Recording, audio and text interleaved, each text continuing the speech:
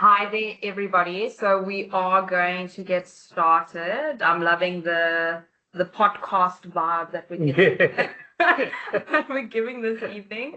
The reason for that is because we are having our webinar this evening with Paul present. Yes, here I am. Thank you.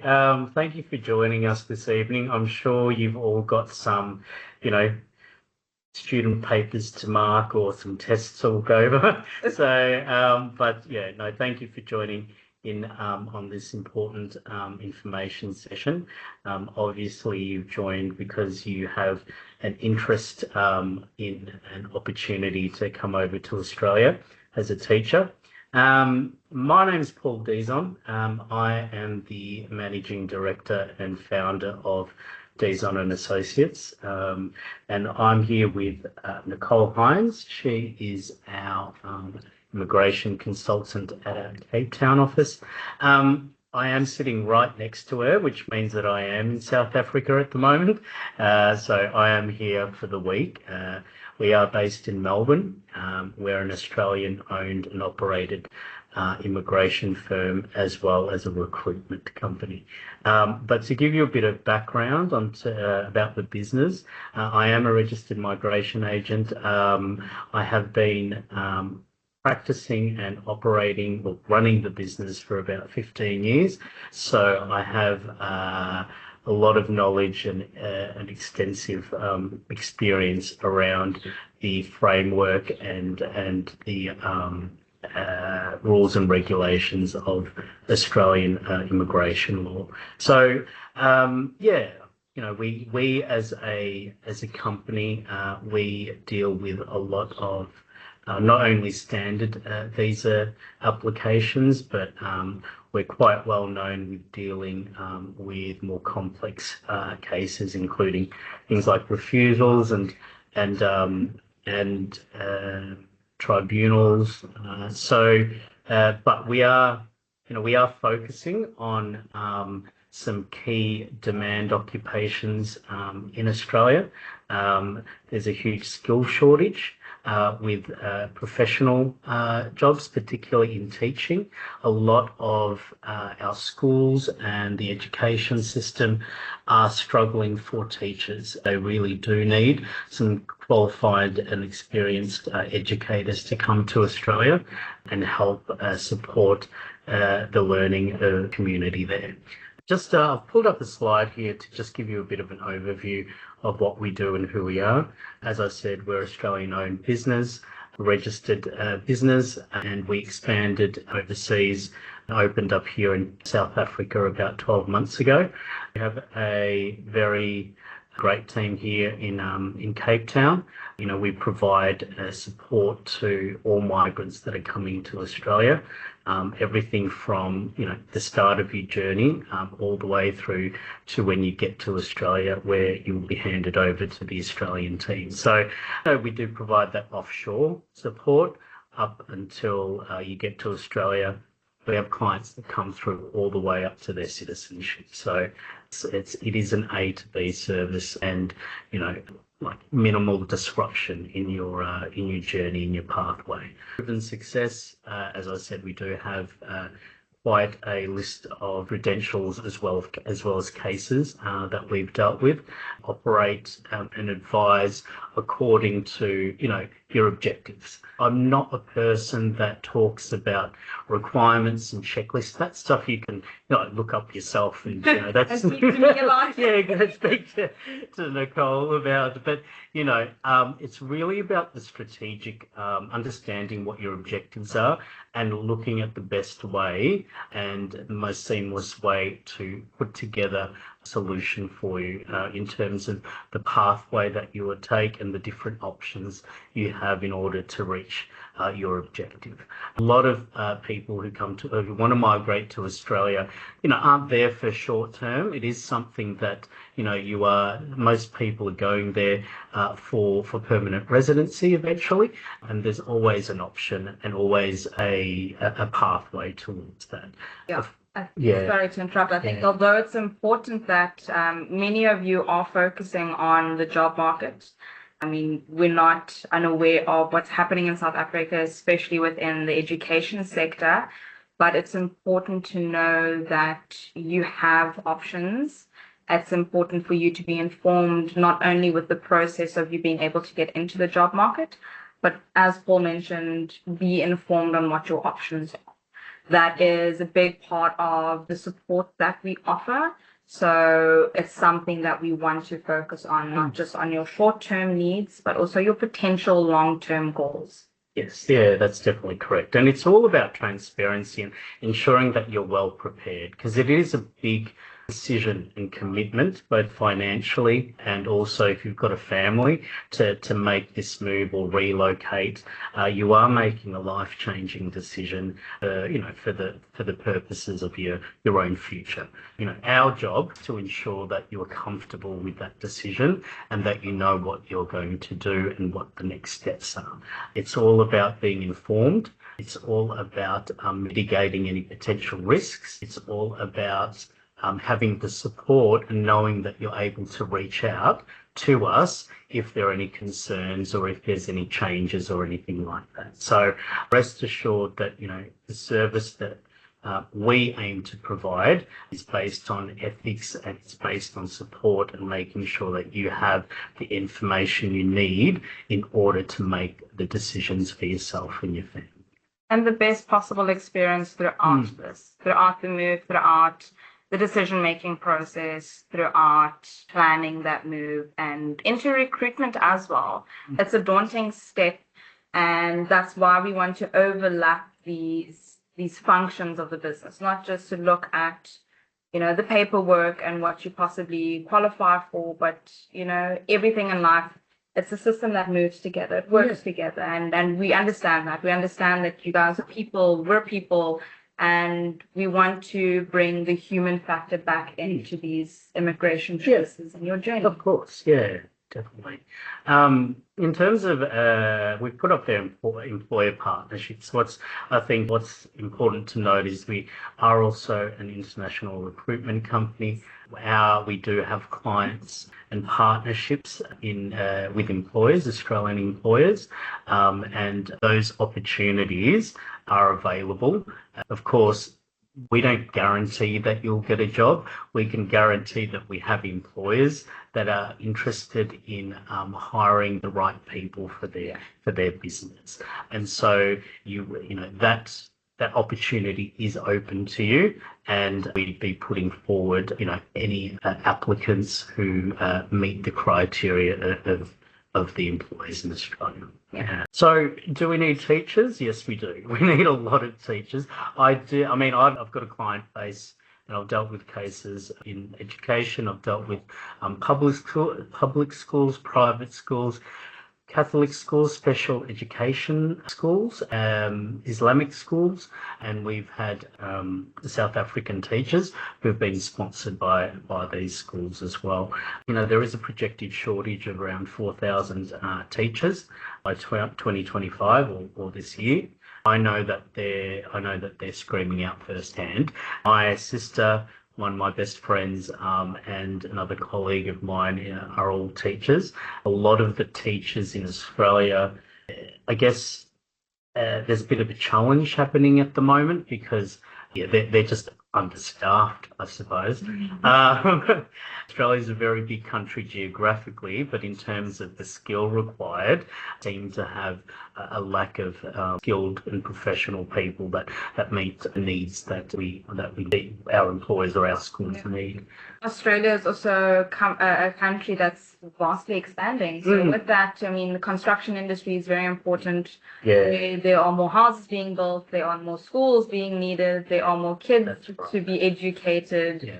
And because of this overlap, there are more, more positions for you guys that side. Yeah.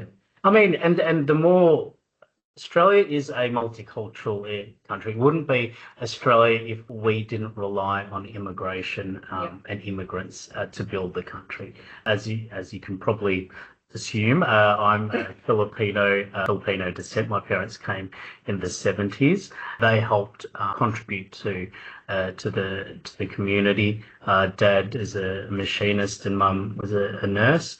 And so over the Look at you. Yeah. You turned into a lawyer. What your guys did. So I actually I want to open up a poll. So communicate with me afterwards. I want to hear what your kids are going to become after, Well, don't be loyal. That's what I say. Be a teacher. I think teaching is a very noble and a very well-respected profession. My sister's a teacher, and my older sister is a nurse. She followed Mum's footsteps. But look, Australia wouldn't be the country it is without migrants.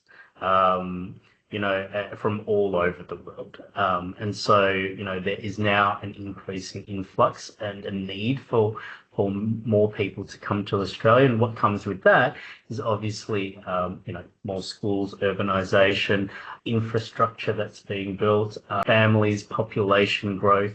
And so, that all adds to the demand for more commodities and more professions and more workers.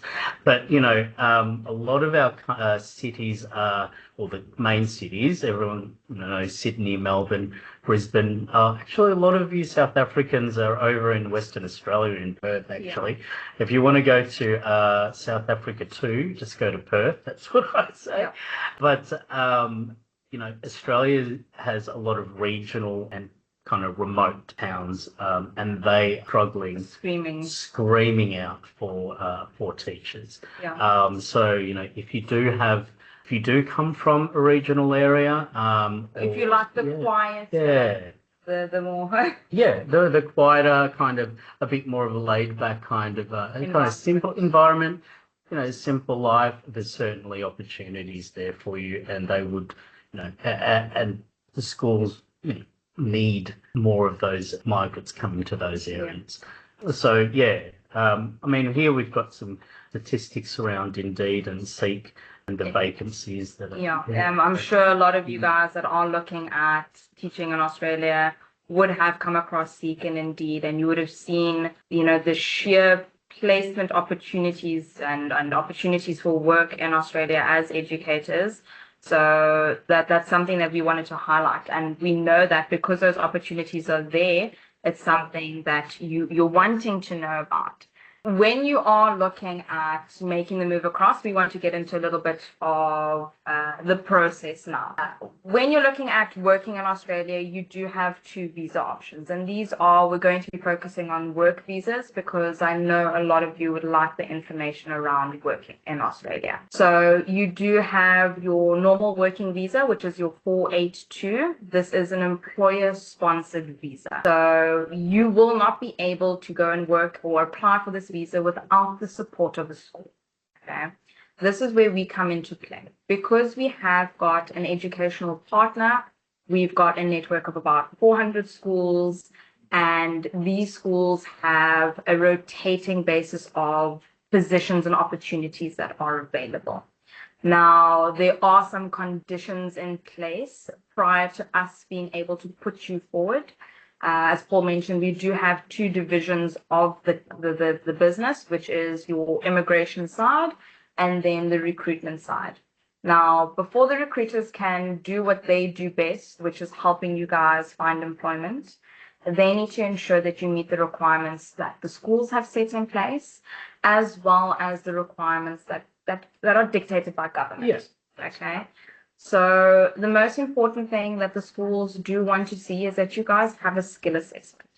Now, a skill assessment is an application that pretty much shows you as an outside qualified teacher, you do meet the requirements set in place by Australia. Now, Australia really values education. I mean, as Paul said, they really do value education. So they want to show that the qualifications you have, so you need to have a PGCE or you need to have a bachelor's in education. They want to see that you guys have the right to educate the kids in the country. Okay.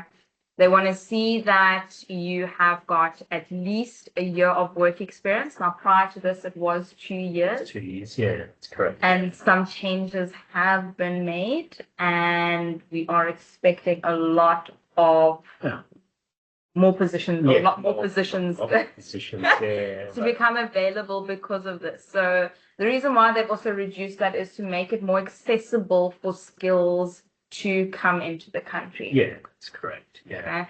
So because of that, now you need to have a year of work experience relevant to the age group that you have qualified in. That is very important. Australia, like I said, they value the education system. So if you are a foundation phase teacher, you need to be able to teach foundation phase. You need to show that you have experience within the foundation phase. Each phase of a child's life, and I'm a mom, I'm saying this openly, each phase is difficult. So you guys are qualified within your specific phase. Australia recognizes the value in knowing that that qualification is relevant to that age group, that you bring your own set of expertise within that age group.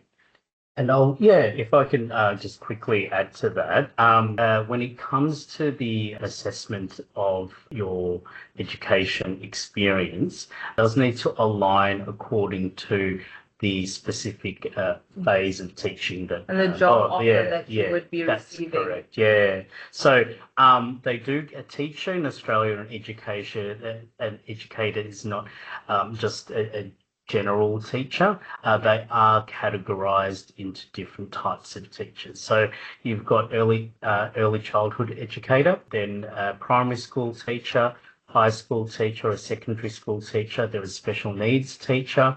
So those are the four main types of teachers that you'd be applying for, and you need to ensure that you do have that experience or that specialization, and select which one's most appropriate to your work experience. Yeah. So we want to focus on those things so that we do ensure that, through all the support that we offer, the immigration team assists in terms of getting the skill assessment done. We want to ensure that it's beneficial to you guys.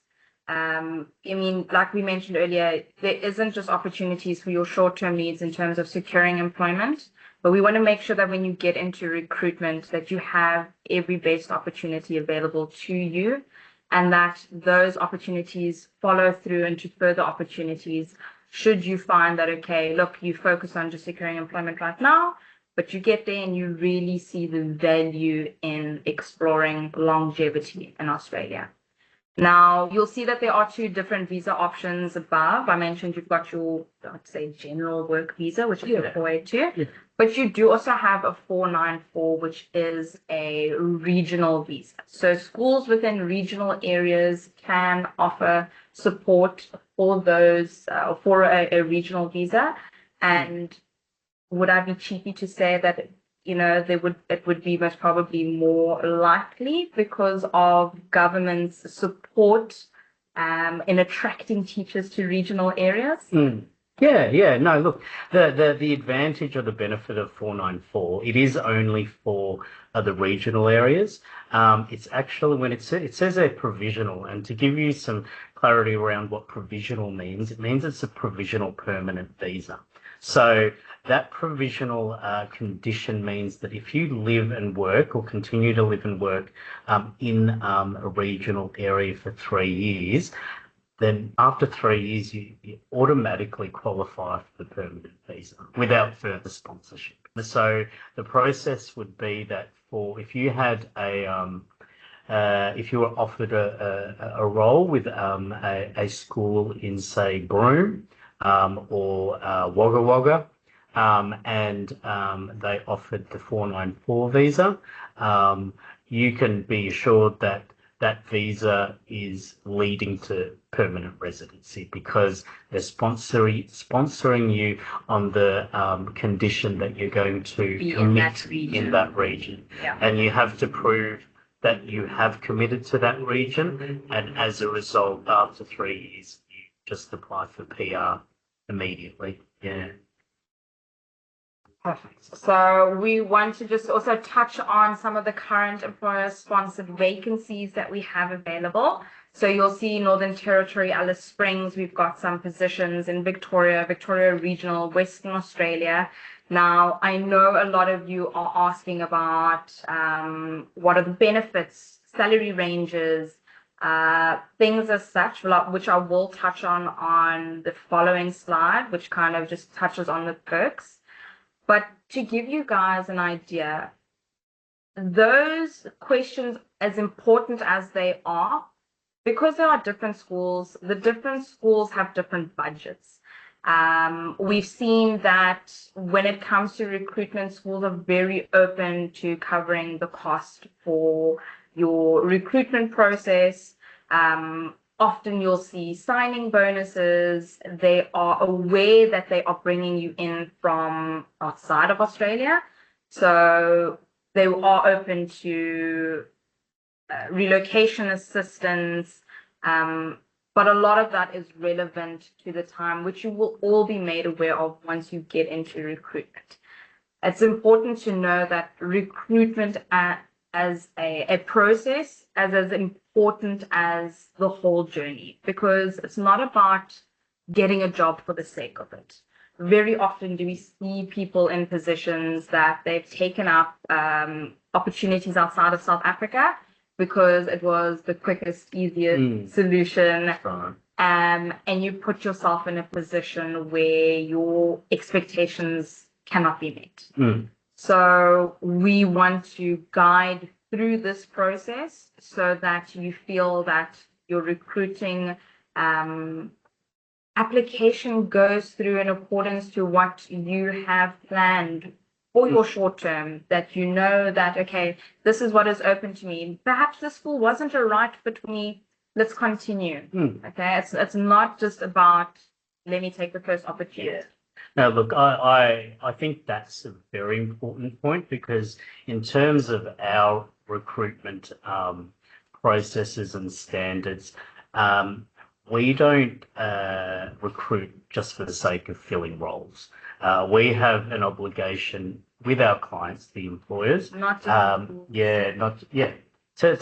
just to make sure that we get the right people who are going to fit not only at a competency or skills level, but also fit with the environment, the kids, and that there's going to be a long-term commitment from the applicants. But this is not only an obligation we have to our clients, it's the employees, but it's to you as well, because it's a two-way negotiation. Really, the employer needs to be happy with you, but it's as important that you're happy with the employer and the position that you're about to take.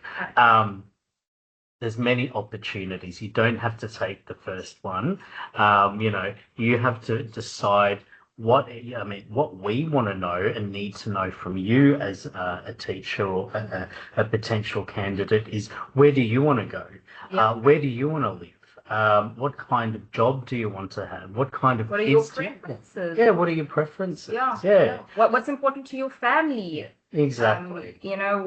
What kind of background do you come from? Because as you can see, one of our perks in Australia is that there is cultural diversity. Yeah, that's right. So do you want to be somewhere that, you are a little bit different? Do you want to be immersed in that cultural experience? I mean, I've lived outside of South Africa, and for me, it was important that I got to learn people that I would not have otherwise met in South Africa. Yeah.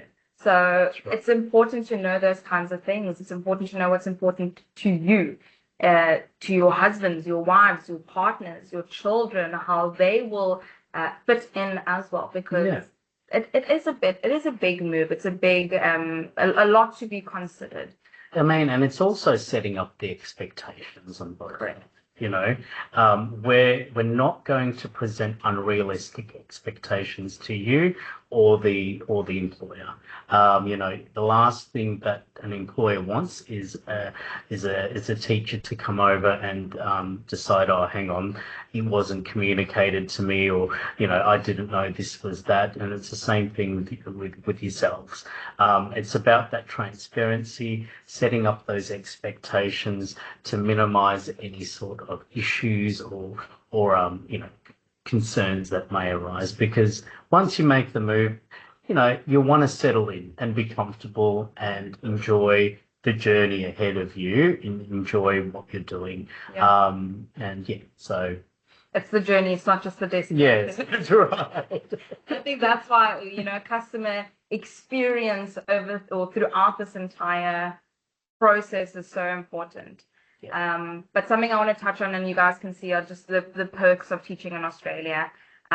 Definitely salaries are a little bit different from South Africa, just a little bit. So starting at $90,000 per annum, they do reach up to about 140,000. But Australia, like any first world country, it does have a kind of stepping stone approach to your career. So as you go on in your career, as you gain experience, you will be remunerated accordingly. Also, opportunities for growth. Yeah. So there are smaller class sizes as well. You're not going to be overrun with kids. I have 2 kids, and for me, that's too much really. So I love you guys. I love all of you. You are looking at about 15 kids per class. That's about your average class size. Job security. Job security is huge, and that's why it's important. And that's why it's important that we know what unemployment is in South Africa. We know what it looks like. Teachers being put into positions that are just not adequate for you as an educator because you have no other choice. That is not the reality of Australia. Australia, you've got about a 4% unemployment rate. Being an educator, you are in demand. Yeah. So you have a bit of a position shift, power shift. So there are those opportunities there. It's just about what you can do to position yourself within the job market. Okay. You have a better work-life balance because Australia is very family-orientated. Because of that, I mean, if you are going with your family, even if you're going as a single applicant, it allows you to adventure. It allows you to have a stable income, one that allows you to look after yourself, your family, look after what you want out of your life. Okay. There's a lot of professional development opportunities. I've spoken to a lot of educators in Australia that started out as teachers, but they have moved into the education sector in such amazing ways, becoming, authors within education sectors, starting blogs that become really prevalent for other teachers to learn from. A lot of opportunities for development. Okay? There's a supportive work environment because these schools are fully aware that you are coming from outside of Australia. So I know a lot of you had questions with regards to what do I need to know about the curriculum? What can I do to prepare myself? There is a very supportive onboarding process once you get into your employment or your employer. Okay. Once we start the recruitment process, a recruiting partner as well. So when it comes to SACE, so your South African teaching registration, we've got a national registration. Australia differs. Australia has got licensing per state. So as an offshore candidate, it's difficult for you to apply for that licensing. You need to do it through having employment. That is why your skill assessment is important because our recruiting partner requires that. The school needs to know that you've got that so that if they offer you employment, they can give you the support needed for you to get your professional license. Okay. Yes. So another perk, especially for those that are looking at longevity, is that you have got residency option. Okay. Be it through a 494, be it through general skilled migration, you have got the option to apply for residency with having done your skill assessment. So it opens up more doors than just getting into recruitment, just securing employment. It is important, but there are so many more steps and opportunities that come with that. Yeah. No, look, just to reiterate a couple of the points that Nicole mentioned, when we're talking about salaries and the grading of salaries, professional development, supportive work environment, those aspects, it's not just something that's just not. It's not only just feedback from people. Is that a lot of this stuff is actually legislated and regulated. So you the You have right. yeah. Well, thanks. That's what I meant.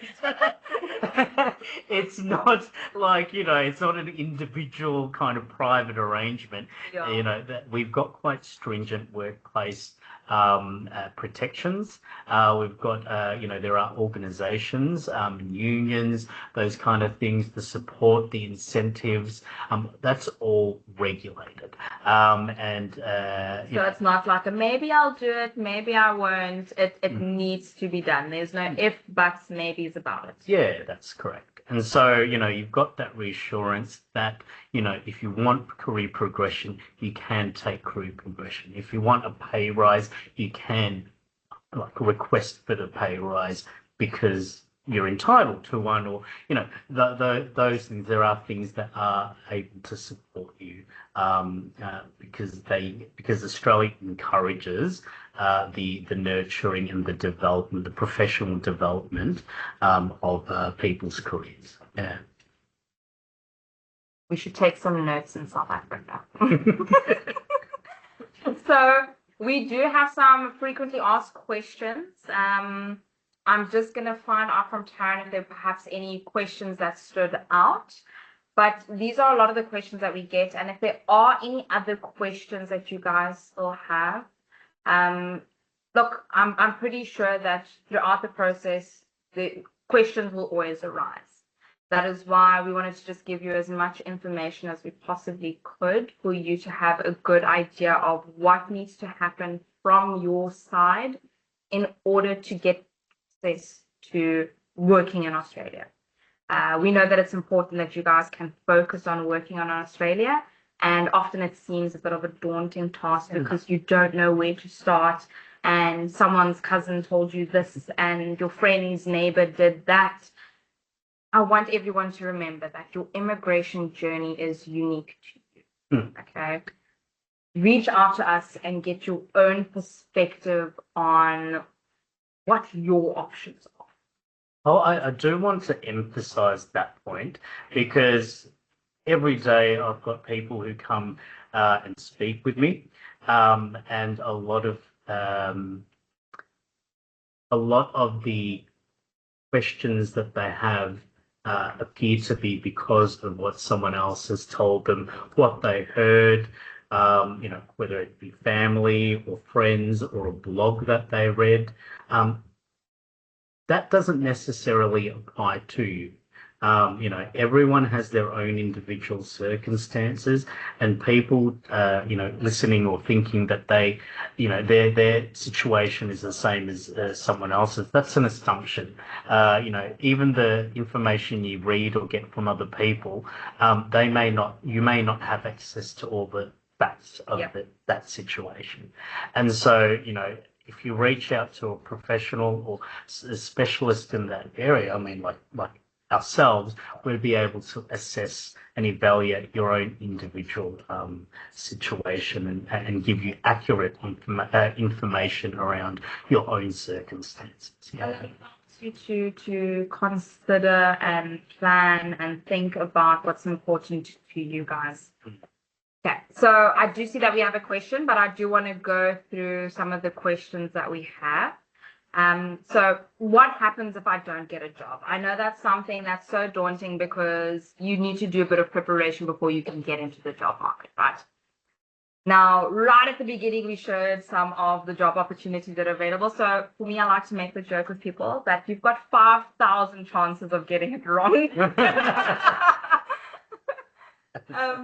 There really are a lot of opportunities. So it's unlikely, but even if you don't get a job, by doing your skill assessment, you put yourself in a position to apply for an independent visa. Doesn't need a job offer. You can apply for residency without that. You can have open working rights, and you can get into the job market. Okay. Can I apply for a visa without a job offer? So again, that ties into the first one. Yes, you can, but you cannot apply for a work visa without a job offer. You can apply for an independent skilled visa, but not a working visa. That's correct, yeah. I mean, following up from that, there are clients that apply for their skilled visa and they are approved for a skilled visa. And it makes that also more employable, or employer, like schools will be open to hiring them even if they're offshore, but because they already have a skilled visa approved, then you're treated pretty much as a local or a person resident in Australia. Exactly. Because, obviously they don't have to go through the procedure of sponsorship. But, in terms of the two questions that were addressed there, what happens if you don't get a job, or can you do it without a job? Yes, you can. You can do it independently. It's not doesn't have to be one or the other. You can do both at the same time. Yeah. Yeah. So yeah, like I mentioned earlier, if you want to focus on recruitment, that is something that you can entirely focus on, but be aware that you do have options for long term, and those options can run in the background. So what are the costs for recruitment? When it comes to recruitment, there are no costs to you. Okay. Schools cover the cost for recruitment. However, you as an individual need to be aware that you need to take care of your skill assessment, you need to take care of your English test, and take care of, if we would like to assist you, our legal fees as well. So there are some costs associated with you preparing yourself for recruitment, but there's no there's no direct cost of recruitment to you. Yes. Schools cover those costs. Yes, that's correct. I think that's something that needs to, I want to reiterate, is that we don't charge recruitment fees to candidates for the purpose of finding you an employer, because we don't, our recruitment model isn't finding jobs for candidates. We work with the employers. We find candidates for the employer. But in terms of the costs to yourself, it is that initial preparation. It's a requirement for you to have your skills assessment and be able to demonstrate through that assessment process that you meet the skills and qualifications that are equivalent to the Australian standards. Yeah. So how long does this application take? So when we're focusing on getting you prepared for the job market, you are looking at about a 3 to 4 month period if we can get through the application without any hiccups. Now, when I say hiccups, it's generally documentation that you can provide us. It's about us getting that English test out of the way, us putting together your teaching portfolio, your teaching assessment, so that we can get submitted. The quicker we can submit all of those documentation, the quicker we can get that skill assessment feedback, and we can put you forward for recruitment. So there isn't a set deadline around it. It can go at your pace. It all depends on how you would like to prioritize your application. But on a general time frame, 3 to 4 months before you can get into recruitment. Correct. Okay. Can I include my family in my visa application? Of course you can. There's no need for you to leave your family behind. It is entirely up to you. Okay. If it's something that you are deciding on in terms of going ahead initially by yourself, your family can follow. those are all things that we can discuss, but you don't need to leave your family behind, even if you're going to work. There may be costs that you as the candidate would have to carry for your family, but they can be included in your visa application. As I mentioned, Australia is very family orientated, so they don't expect you to leave your family behind. Okay? Again, is there anything I need to know or do to adjust to the curriculum? So as I mentioned, the school's onboarding process is very supportive. It's very inclusive. They will walk you through everything that you need to know. Recruitment as well. Once we get into recruitment, when you accept an offer of employment, our recruiting team will assist in terms of guidance for your professional registration. All of those things, you'll never be sitting in the dark somewhere questioning your life decisions. We really are here to assist as much as we possibly can, whether it's to answer questions that are of concern to you, or just to provide a glimmer of hope, because this can be an emotional journey. Sometimes you need a little bit of extra shoulder. Yeah. which we provide. Look, with regards to the curriculum, there are going to be some differences, yes. but I don't like it to. Yeah, as far as I'm aware, there's no significant difference or anything dramatic that you can't adjust to. Yeah. The curriculum is generally set at a national standard, so all the schools across Australia have to follow a particular set of curriculum. How they adjust, their individual school around that curriculum may vary a little bit, but the schools will give you that orientation and information as part of your onboarding, and it's something they can certainly give to you during the interview process and selection process as well. Yeah, and that's something that we encourage as well. So when you get into recruitment, you need to also be aware, and something we touched on earlier, is that this journey is about you as well. So use those opportunities, those interviews, as opportunities to get to see if the school would work for you. It's not about securing a job.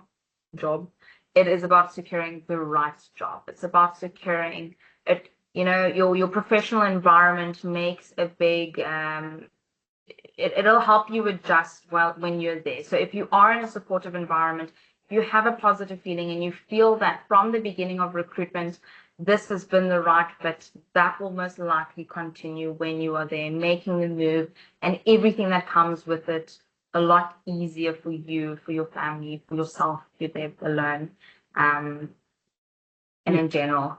Okay.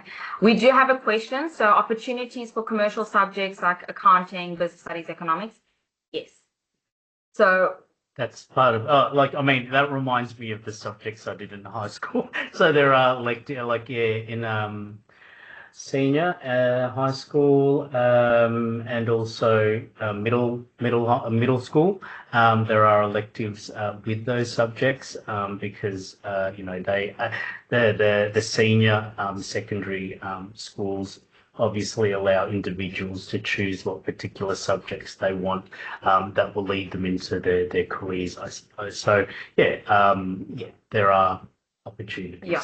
So what happens within recruitment, when we do start the recruiting process, you would do an introductory video. So it would give us an idea, would give the schools an idea of who you are, where you'd ideally like to be, what subjects you teach.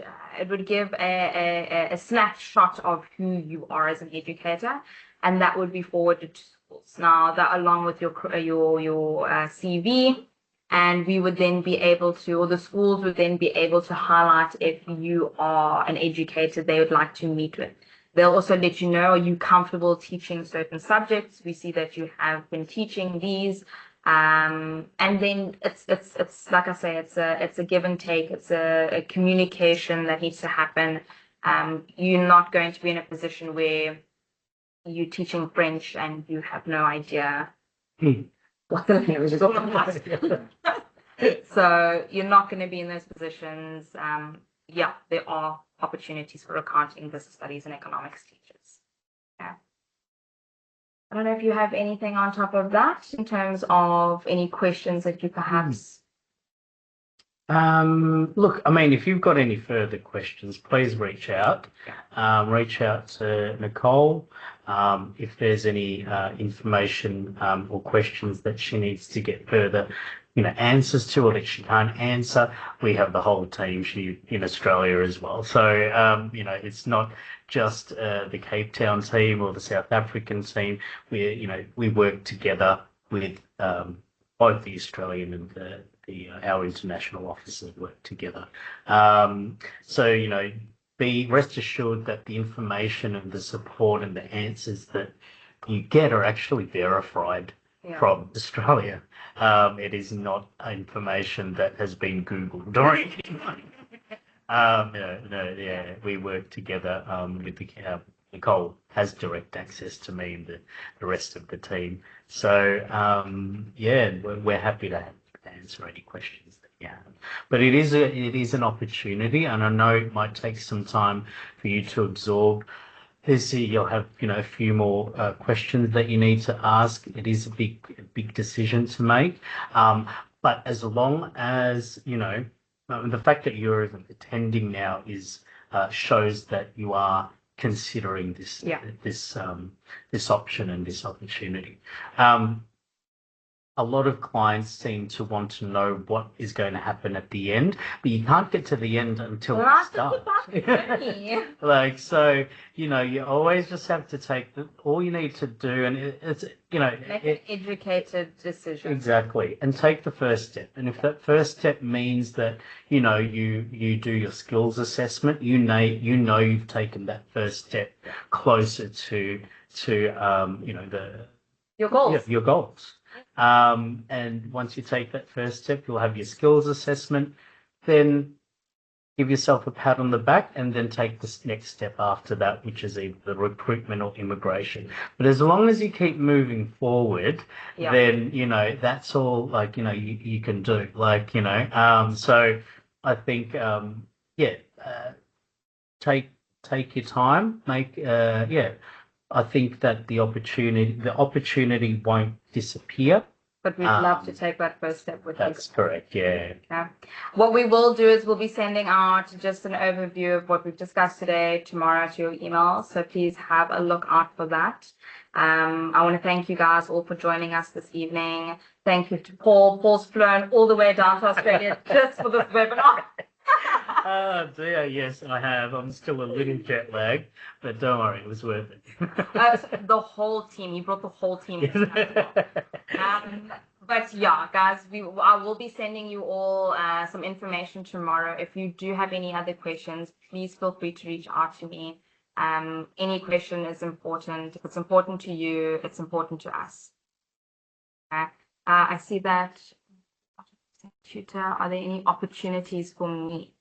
So tutors, there are opportunities, but it's always difficult when it comes to the visa application and your visa pathway. If you do have a pathway for a visa, that is something that we can investigate. But it's not always likely that tutoring, there would be opportunities in terms of sponsorship, employer sponsorship. Yeah, look, if I understand correctly, like tutoring or private tutoring is not necessarily a listed occupation for the purposes of the work visa. It is predominantly education or teaching roles. Or teaching occupations rather. So if you do tutoring, but you have an education qualification, you've had experience as a teacher, that's fine. You go ahead as a teacher, and then when you get there, you could do both teaching and doing some tutoring. But it's that initial step of how we get you into the country. Correct. Yeah. So those are things that we probably have to look at in a little bit more detail, but please reach out to me, guys. I hope you all have a wonderful evening. I hope this was informative to you, and hope that it does open up and allow you guys to consider this opportunity in a bit more detail. because there are more opportunities out there other than, sticking it out in South Africa, hoping for the best. You should be valued as the educators that you are, and we'd love to take those steps with you guys. Yeah. We've got one more slide here. I just want to say thank you to you guys. Okay. So, like I said, I will be sending you guys an email tomorrow, just giving an overview of everything, giving you guys some information on the assessment, your English test, and then we can take things further from there.